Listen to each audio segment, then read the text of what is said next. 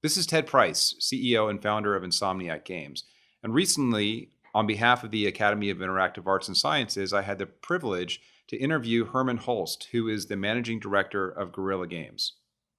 What was most fun for me about the interview was discussing our shared history. What Hermen and I were able to share were many anecdotes from early on in the PlayStation 2 and PlayStation 3 days, where we were both experiencing the same challenges.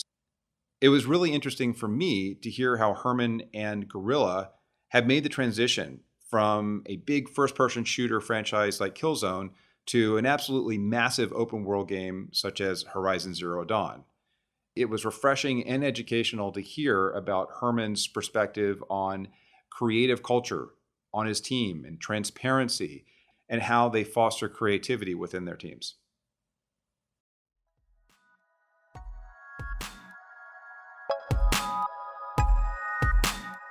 Welcome to The Game Maker's Notebook, a podcast featuring a series of in-depth one-on-one conversations between game makers providing a thoughtful, intimate perspective on the business and craft of interactive entertainment. The Game Maker's Notebook is presented by the Academy of Interactive Arts and Sciences, a member-driven organization dedicated to the recognition and advancement of interactive entertainment.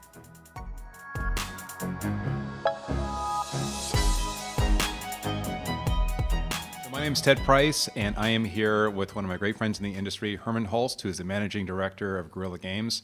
Hermen, thank you. Well, it's so awesome to be here with you in Cascais, Portugal. It's not really work, is it? Well, we like to tell everybody it's work, right? Okay, let's keep it with that. Yeah. So, well, let's talk a little bit about history, because I remember years ago when you put out a game called Killzone. We at Insomniac looked at it with envy, and I personally was really impressed with the art. So one of the things I heard you say today was how important attention to detail is, and how that's been a theme for you from the first Killzone all the way through Horizon Zero Dawn. How do you make that really connect with everybody at Guerrilla? I think attention to detail, that's been part of the studio philosophy, and it's been part of the studio's core strength at Guerrilla. I think when we started out and we made Killzone, the game, the success it had was largely based on the quality of the graphics, which again was driven by the technology that we had in-house. And we had, with Killzone 1, a lot to learn when it comes to game design, when it comes to narration, for instance. But the graphics and the technology behind it have always been strong. So what we've tried to do as a studio was maintain those key strengths and then build on top of it, kind of remove your weaknesses, if you will. Well, do you, when new people join Guerrilla, do you talk about the importance of, say, the artistic detail in your characters? For example, I remember looking at your soldiers, the Helghast, in Killzone, and thinking to myself, the level of detail you have with the ambient occlusion and the shaders and just and the normal maps was incredible.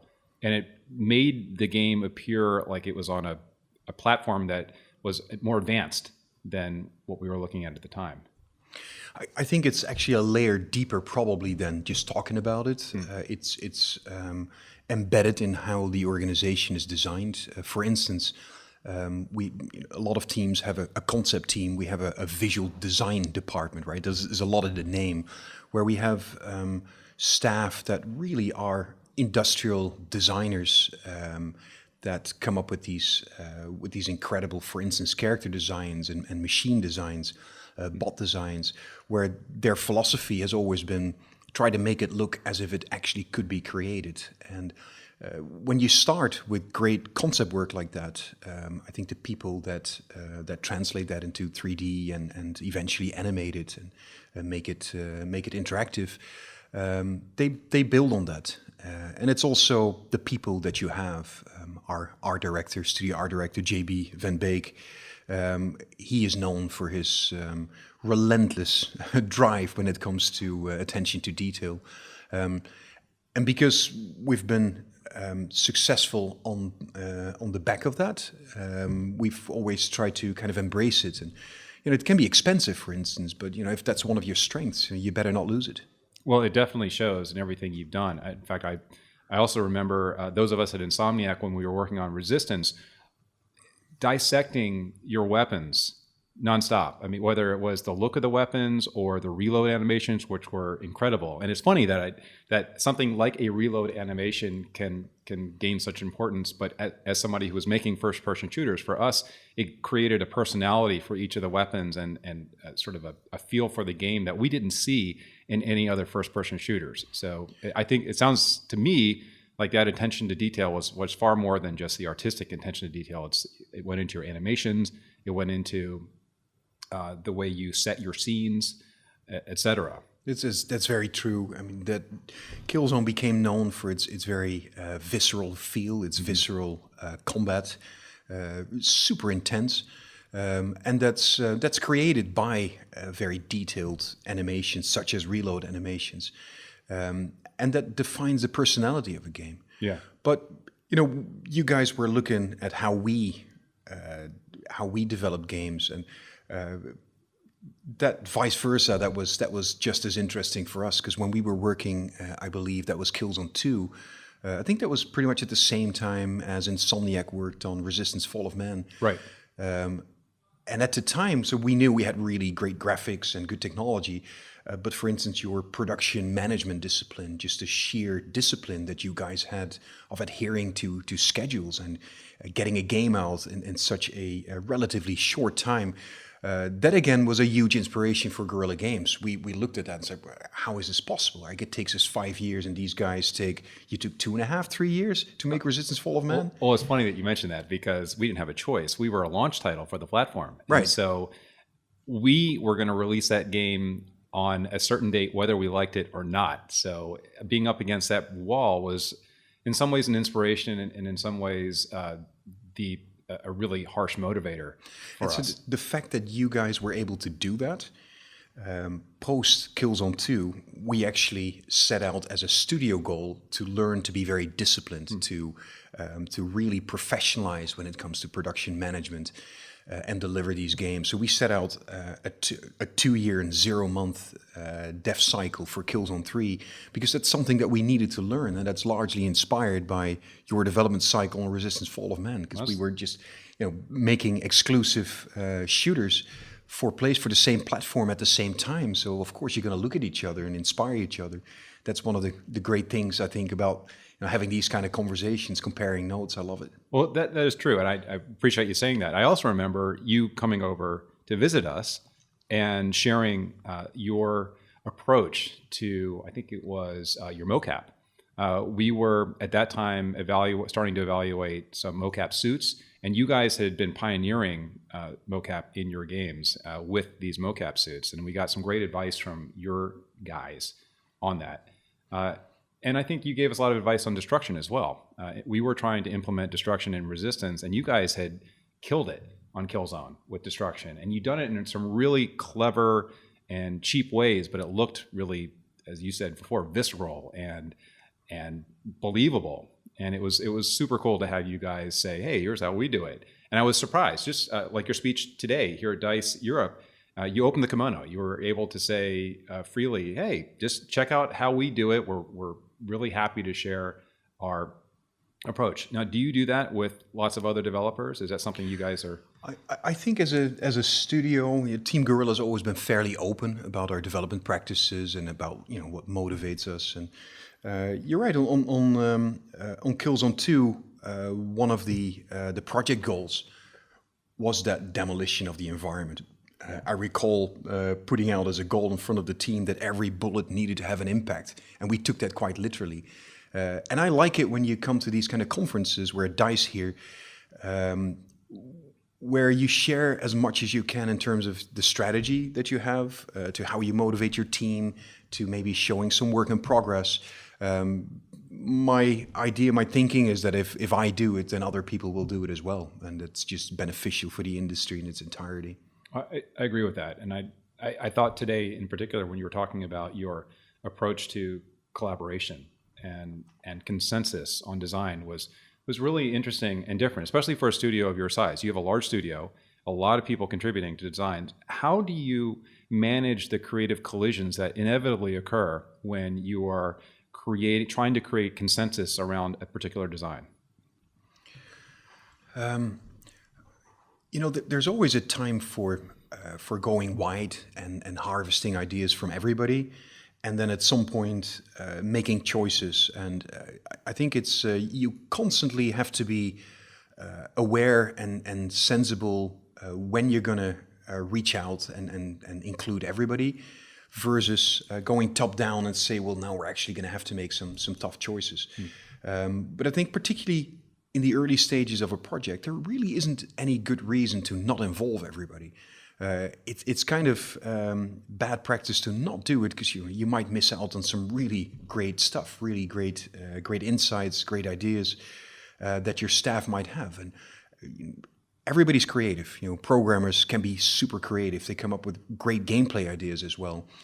I think where it can go wrong is to keep going for too long, because it's if you don't want to be in a brainstorming process for 4 months, because people get tired of that. You need to be very disciplined. You need to have relatively small groups. You need to have set goals, defined space and defined process to do it. And you need to probably have some sort of opt-in, opt-out process. Many people like it, but it shouldn't be mandatory, because people don't like to be forced to brainstorm. But many people that do want to participate, they really don't like it when you pass them.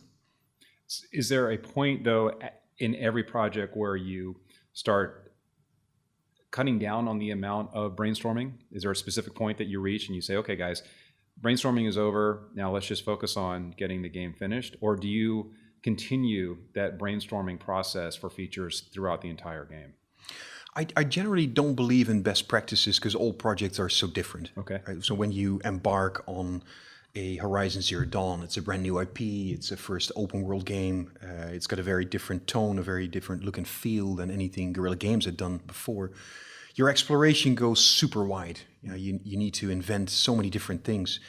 And now that we're, for instance, working on an expansion for Horizon Zero Dawn that's coming out later this year, your staff will have a lot of experience with the core mechanics, so that the nature of that brainstorming is very different. It's much more to the point.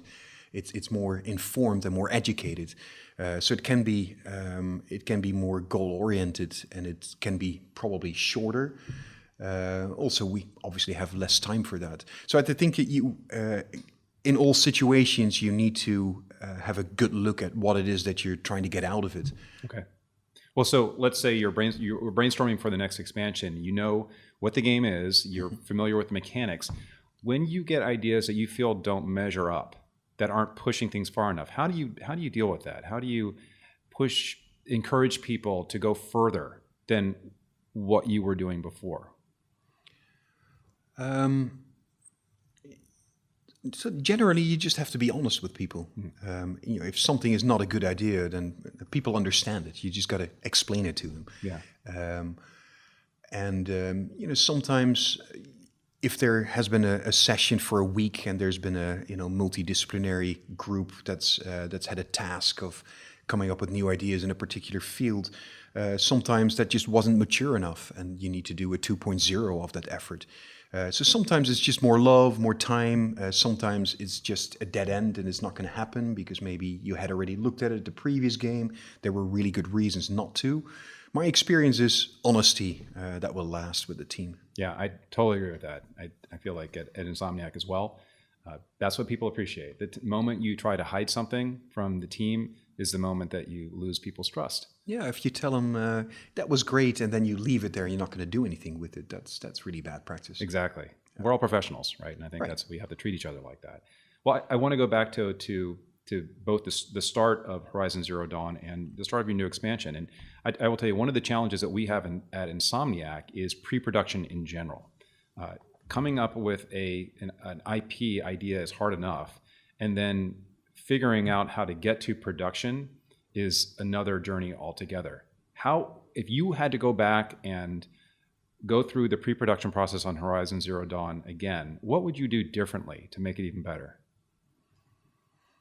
This is one of those super tough questions. Many things in hindsight actually worked out really well. In hindsight, I would probably drive towards the integrated core combat experience even more rigorously. So try to nail that, and maybe I would always say that. But it took us a fairly long time. It took us up until E3 of 2015, having worked on it for several years by then, before we had our first very good-looking combat experience against a Thunderjaw, and it actually took us until 2016. So the game came out in February, March 2017, before the combat experience was robust enough to put it in the hands of non-developers. So clearly, fighting machines, that's the heart and soul of Horizon Zero Dawn. That is something that I think that would have been great to nail that a year or even longer earlier.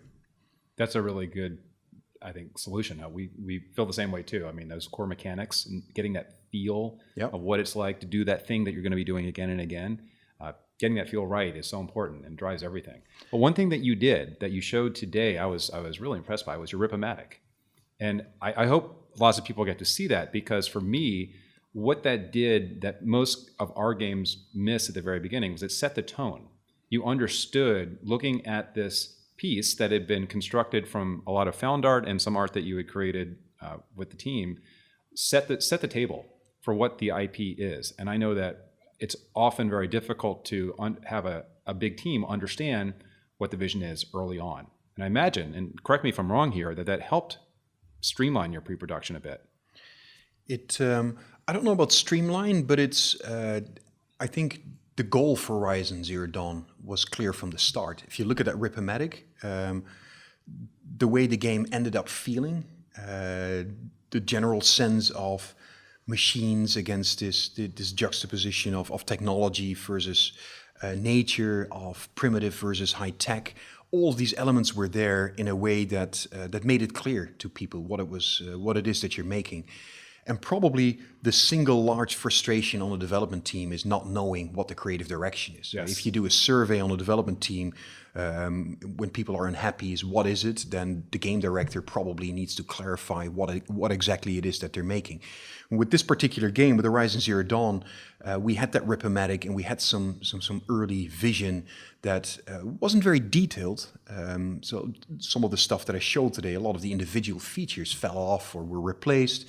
But the general feel of what it was that we were making, the premises, the core pillars of the game, I believe have been intact in their full integrity. That's really impressive. I think that's rare. I don't know if that's been your experience, but I know in our experience, it's often that the pillars change or evolve because the vision wasn't clearly explained, or maybe we came up with a better vision along the way. But the fact that you kept it consistent for the entirety of development is fantastic. Which I believe is an argument to start kind of narrow on the development cycle.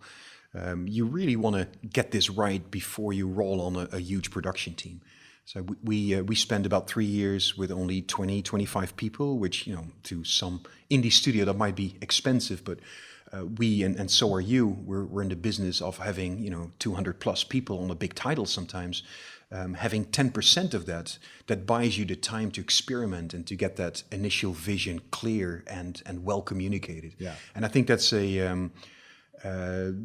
for us, that is something that we've learned on this process, that we'll probably do that again. That's great. Well, I tell you, I hope we can do it for our next project, because I certainly took inspiration from what I saw there. Well, and it's funny, taking a step back even further, you also mentioned that you guys were working on the early concept and you saw Enslaved, basically. Yes. It was, and I found that really fascinating, because we had almost exactly the same experience on Sunset Overdrive. We were concepting Sunset Overdrive for the Xbox One, and I happened to be going down to G4 to do an interview, and Cliff Blazinski was there doing an interview on Fortnite. And I was in the green room, and I watched Cliff describe Fortnite, which was almost exactly what we were doing for Sunset Overdrive. Before you. And I talked to Cliff afterwards, and I said, "What's up with that? How did you know that we were making this game?" He said, "I had no idea you guys were making this game." Great minds think alike, Dad. Well, yeah, he was saying we are clearly influenced by the same cultural touch points. And I went back to our team, and I said, "Guess what, guys? We're competing with Epic with Sunset Overdrive. Maybe we should start thinking about something different." And so we actually came up with a completely separate IP called Birthright. And we're moving in that direction. And then we ended up switching back to Sunset Overdrive. And I want to know a little bit about your inspiration for coming back to Horizon after it sounded like you had been changing gears or switching gears to another IP. Yeah, so we did this. So after we completed Killzone 3, we set out. We essentially created a brief for all of Team Guerrilla, and about 40 people pitched. So very different ideas. Hardly any straight shooters out there. Also some shooters actually, but the majority was, which is very wide diversity.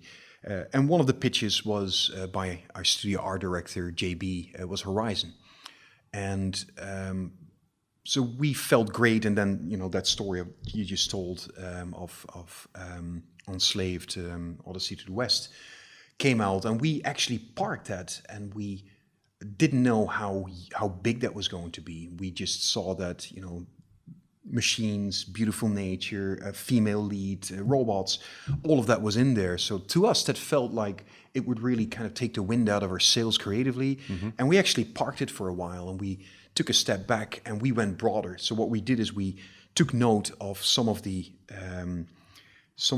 greatest common denominators in these various pitches that staff had done for our director team, and we set up 2 task groups, and we actually looked at we created another pitch that I showed you today, and even though that was great and it made a lot of sense, the goosebumps that I felt when JB pitched that original or presented that original pitch of Horizon to me.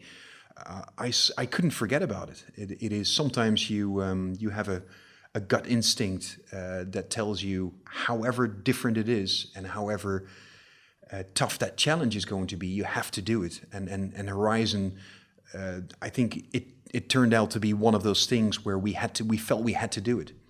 That's very similar to the thinking process we went through. I remember calling Drew Murray and Marcus Smith, who are the creative directors on Sunset Overdrive, and also had come up with Birthright, just meeting with them and saying, guys, what do you really want to do? What are you passionate about? What's the team passionate about? And it was clear. It was Sunset Overdrive all the way. And they didn't care, and the team didn't care. I didn't care really if we were going to go head to head with Fortnite, because ultimately it came down to, what are we passionate about? What does the team believe in? And that really has to be generally the answer we use when we're coming up with IP and deciding what to do. And I mean, you say it in one sentence, what the team really wants to do, but it's often underestimated how big an advantage it is when the team is fully behind a project. Oh, absolutely. Because it's when, on a development cycle, to the non-developers, even a very, very fluent development cycle, you will have 5, 6, 7 moments where you hit rock bottom and it doesn't work, or your publisher doesn't believe in what you're doing, or it might be that your core combat experience we just talked about, that might not be coming together too quickly. And if you have a team that just really wants to make it because they feel it's right, at the end of the day, that's actually going to pull you through all of these complicated situations. And it's something that I've learned on this project too. I don't think Guerrilla would easily do a title without taking stock of what it is that motivates people. Yeah, I agree with that. Well, speaking of that, how do you, in the depths of production, when things are the most difficult, ensure that everybody still feels ownership of what they're doing? Because as we all know, when you are looking at a massive list of bugs that you have to get done, features that haven't been finished, maybe even missions that have to be redone, it's very easy to just think about the task at hand and not the passion or the fact that you have control, creative control over what it is that you're doing. How do you keep that fire lit in the depths of production? I think generally, particularly when when they're working against a bug list, they're too busy to play the game. Especially then, probably carve out a Friday afternoon to make people play the game, so they have the context of their work. That's really important. But we do this weekly or bi-weekly update meetings, and you get people like your narrative director in front of the team and explain to them how this is going to be great, particularly parts of the game that haven't been fully developed yet. So that can really help, just providing the context of the individual pieces. People need to see the bigger picture. And sometimes when you're early on in development, working towards an integrated deliverable that's being presented at a show can really help. Right? Absolutely. That's kind of a cheeky development strategy. But once you've been at E3 and once the world sees that this is going to be amazing, sometimes it's actually more motivating if they hear it from their peers inside the industry but outside of Guerrilla Games than it is hearing it from me. Right? Of course, I'm going to say it's going to be amazing. I'm nodding fervently here. Yeah, so, yeah. I completely. So you got to go out there sometimes and announce a game so people are aware of it, because it can be tough when you're working on a project for 2 years and you can't really tell anybody about it. People don't know about it. You're working in isolation. Sometimes you need to be out there. And sometimes the only feedback you're getting is from focus tests or usability tests, and that isn't always the most positive feedback. But when you can go out to the Guerrilla fans or the Insomniac fans and say, look, here's the new thing that we're working on, and the response is positive, there's nothing like it. Exactly. It definitely it provides that sort of mid-project boost that everybody needs to get to the finish line. That's exactly it. It's worked magic on this project when we did our premise movie. I think it was in 2015 when the game was announced. That was a huge boost to the team. I remember that. I remember looking at it and going, well, I remember your first released trailer and thinking, that is awesome. I cannot wait to play that. Yeah, it was a magical moment for the team. Yeah, well, it was different. I mean, that was what was so cool. It was unexpected because as your studio is known for a specific type of game, and when you put that out with the color and with the robots and the main character, I think everybody in the industry took a step back and went, wait, this is Guerrilla? These guys, are they going to do this? Yeah, no, it was awesome. Can they pull it off? And you delivered. Well, let me dive back into a technical question and a problem that we tend to struggle with at Insomniac. Given the size of a game like Horizon, do you feel it's best to build up everything sort of equally, take all of the areas and sort of build them up to a certain level, or focus on one specific area and bring it to finish before you hit the rest of the areas of the game? That's a really good question. So this is Horizon Zero Dawn is an open world game. Right. And open world games, I think, are made inherently different than a more linear experience. Mm-hmm. There's a lot to say to build your world and then script your gameplay into it. Very different than making a Killzone game. So creating that world is something that we did a lot earlier in relative terms compared to our more linear experiences in the Killzone series. But when you did that, when you created your open world or sections of it, did you bring any of them to quote unquote final with the technology you had at the time? No, for a long time we actually had two tracks. We had the world itself, and then we had benchmark art. So it was important to figure out how far we could push this goal that we set, creating BBC, Planet Earth, nature documentary grade, fully dramatic, natural beauty. We wanted to achieve that, but we couldn't do that in a deliverable that was the same as where the gameplay lived in.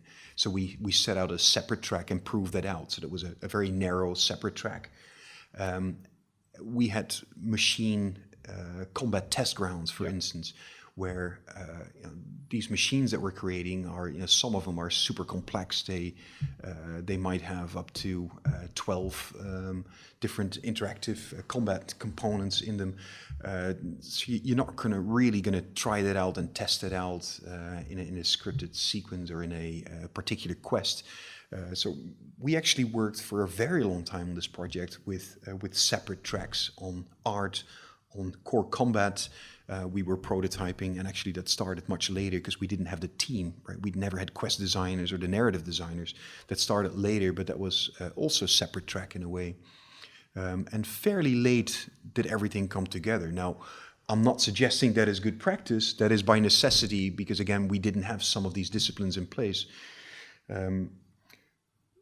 But generally, at Guerrilla, I know that at the end of the day, our artists can make the game look good, and the effects will be looking good. So on a game this different from anything we've done before, nailing the core combat and forcing ourselves perhaps to do that in isolation from some of the other project goals, that probably was the wise thing to do, to pull that forward. Well, let me ask you sort of a loaded question. Was it difficult to judge fun factor without having the final art and final effects in for the robots and your weapons? I mean, it always helps when things look good. Yeah. But I believe early on we knew that the combat was going to work. Mm-hmm. Let me phrase that differently. Many of us, the game director, the experienced people, the lead designers, knew that we were set up for something good. Mm-hmm. But sometimes for the wider team, it helped when we had that layer of visual polish on top of it. So how did you decide to unveil the combat to that wider team? Did you wait until you actually had all of the effects and final art in?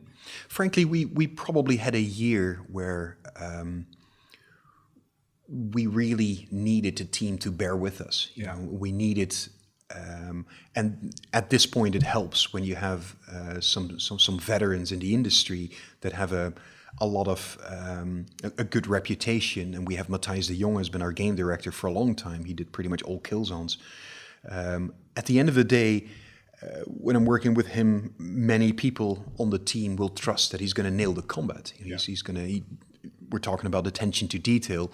He's got that, and it just sometimes it requires time. So you need to give your creative leads the benefit of the doubt, and vice versa. You try to pull the demonstration of quality as far forward as you can to not kind of stretch that period where your team is going to have to take a leap of faith. But sometimes development can be harsh. There is that phase, and you have to convince everybody that, hey, it's going to be okay, guys. We actually believe at all levels that this is going to be fun. Exactly. Yeah, we especially when you're doing a new IP, that's one of the toughest things to actually prove to yourself and to your team. Yep. Without everything being final. So let me take a step away from the actual production process and just ask about you personally. You've been running Guerrilla for a long time, and what is your day-to-day activity like? Are you spending a lot of time managing? Are you diving into design? What are you doing? So that really depends on the phase of a project. So the last 4 months of the project, I basically was with Matthijs, our game director, in our cinema, playing the game with him, and kind of working through the feedback with him. There is a phase in the project where, pens down, I become almost a PR person. So I was in New York, in Hong Kong, in LA, and Tokyo, probably within a month or 6 weeks' time. So there's a lot of travel. Yeah. The beginning of a project, you're working on vision documents, again with the creatives. I think my role over time has changed a little bit from more managerial towards working with the creative folks, which is a personal choice. I've enjoyed that. And that's also because we have a very professional management team now. So it used to be that I did a lot with less help, but now we have a very mature management team at Guerrilla. That's great. So I'm sure that takes a lot of the load off your shoulders. It does, yeah. So in those times where, though, you do take a step back and you're not directly involved, is there another way you scratch that creative itch? Do you do things outside of work that are fun for you on a creative level? For a while, I felt that I was, so my workload was kind of fragmented too much. And you probably recognize that you're responding to so many emails, and a lot of your day-to-day tasks consist of, 3 to 4 minute things where you don't really get to write a piece, or you don't get to. I actually picked up. I did a full degree in philosophy a few years ago. Really? Because I just felt like writing stuff and writing essays, and so that addressed that itch. And that's what I needed to do at the time. And now I'm actually more involved. So our structure changed a little bit. We now run the creative process with a narrative director, an art director, game director, myself. So I'm actually more involved in the creation part, which I enjoy. That's really cool. That's very cool. So what outside influences do you think have helped you in that creative process? Probably actually a lot of the internal stuff. I mean, I've worked with great game designers and great art directors, and now with fantastic narrative directors for so long that I'm more comfortable being part of the process, probably. But also, if you've done something for, I don't know, since 2000, your role will have to change over time. Otherwise, you get bored. How's that for you, Ted? Well, my role has definitely changed as well. I don't create assets for the games anymore. I used to a long time ago, and then we ended up hiring artists and programmers who are much better than I am. And today, I feel lucky if I can provide some design feedback or level of detail feedback that will help in some way. But I feel like in general, my goal is to ensure that the transparency is being maintained with what we do across the company, that we are creating assets and gameplay that meets the bar that we have set for a particular project, and that people are not running into roadblocks to creativity. I think really that's my main job at Insomniac, is to ensure that if you are in a creative role, which is just about every single person in the company, you aren't stymied by politics or indecision or lack of knowledge. And those are all roadblocks that pop up constantly.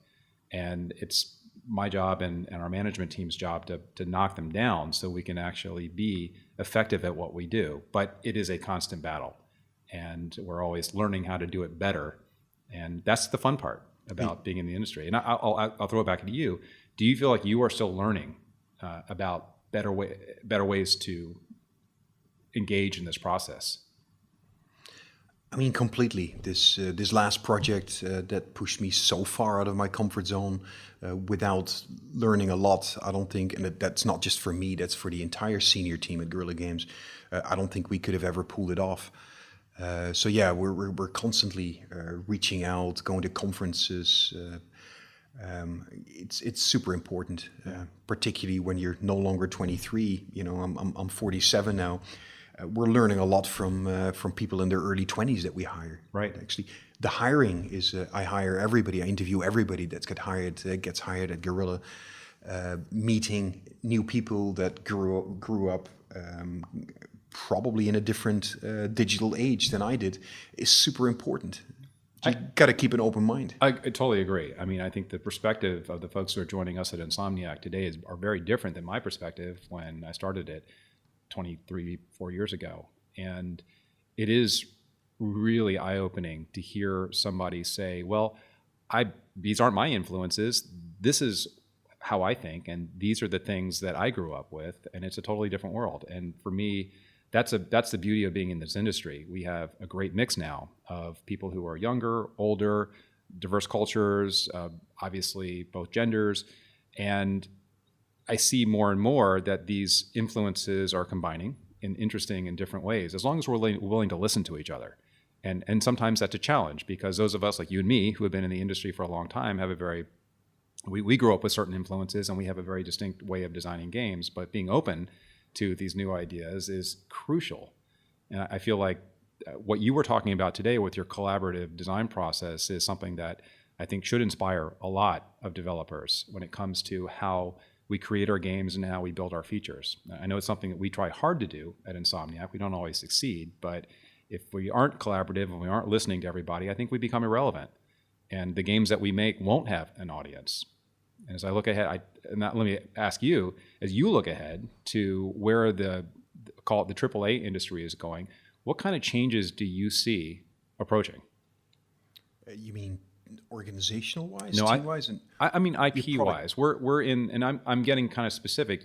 We're both making open world games at this point. We're making Spider-Man. You're making Horizon Zero Dawn, and there are a lot of open world games, and we've made this big shift into a very different type of game that's dominating the market. what do you see in terms of the evolution of that genre? What do you see in terms of what's coming next for the big experiences that console gamers are looking for? Well, what I've noticed recently is that we get a lot of great feedback on taking creative risks. And of course, it's easy for me to say that now after having shipped this game, but it pays off to do something that's very different. So I would encourage AAA studios to think out of the box and to take a gamble sometimes. And I understand, obviously the business side of it. Sometimes you can do it, and sometimes you need to earn the right to be given such a big chance. But for us, it took some guts to create a product that is really that had kind of like a deeper yearning for meaning, if you will, as our teams become more diverse. Not just the gender, nationalities, etc., but also older people. On the team. We have some devs now in their 50s that we didn't used to have 10 years ago. Right. I think there's a lot of appetite for creating more meaningful stories. And, the fact that things are open world, so many things have an open world aspect to them, that in itself is not a game changer. The bigger change at Guerrilla has been this kind of a very positive outlook and more meaning. That's what the team has been yearning for. Yeah. I mean, you can see that in Horizon Zero Dawn. I mean, the story's great, and you're compelled by the main character. So I think you're exactly right, because otherwise open world games become cardboard facsimiles of reality. And we want, as players, we want to be engaged. We want to be emotionally engaged, even though we're exploring these giant, seemingly unending worlds. We want a reason that we stay in these worlds. So and the other part is that it's brutal out there. Games are really, really good. There are many really great teams out there. So whereas in the past you could compete on graphics or on technology, now your technology needs to be good, your graphics need to be amazing, your story better be good, you better have a really inspiring character. Everything needs to be solid. And then on top of that, some parts of it should be very original as well. Which is great because we need to be good at what we do. So and I think we need to be pushed. I think that the industry and the audience continues to push our companies harder and harder, but that's great because that promotes growth, professional growth, team growth, company growth, and I think that's generally why we got into this industry. I'll speak for myself. I love the idea that this industry continues to change and that we can learn more and get better at what we do. And when I look at the artists and designers and programmers at Insomniac, that's what they want too. They want to be better. They want to be masters of their craft. And obviously we can never achieve mastery, but we can get closer and closer with every game we make. Yeah, we're enjoying the process of trying. Exactly. So let me ask you one final question. Looking back at all your years at Guerrilla, do you have a moment that stands out as the defining moment for you, a favorite moment? It probably was E3 2015 when we announced Horizon Zero Dawn. I was debating whether to say this one or when we announced Killzone 2, also at E3. But I would actually still pick Horizon because of the surprise that people just were not expecting it. It was so different. People liked what they saw, but they were just taken aback by how different it was. And you guys are doing that? Really? The disbelief, that's probably been one of my favorite moments at Guerrilla Games. That's fantastic. Well, Herman, thank you. No, thanks for the chat. It's been fun. Thanks, Ted.